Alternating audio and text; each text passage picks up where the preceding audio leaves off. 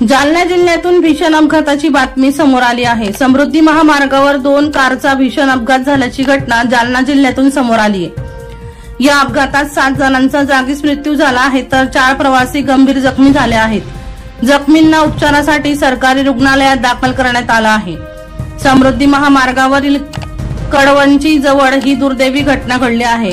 नागपूरकडून मुंबईकडे जाणाऱ्या इर्टिगा कारला डिझेल भरून विरुद्ध दिशेने येणाऱ्या स्विफ्ट डिझायर कारने जोरदार धडक दिली। समृद्धी महामार्गाचे बॅरिकेड्स तोडून खाली गेल्याची माहिती समोर येत आहे। हा अपघात इतका भीषण होता की अपघातामध्ये कारचा पूर्णपणे चुराडा झाला आहे। रात्री 11च्या सुमारास स्विफ्ट डिझायर कार क्रमांक MH12MF1856 मध्ये डिझेल भरल्यानंतर विरुद्ध दिशेने नागपूरकडून मुंबईकडे जाणाऱ्या इर्टिगा कार क्रमांक MH47BP5478 ला जोरदार धडक दिली। दीपक राठोड यांचा रिपोर्ट DR न्यूज जळगाव।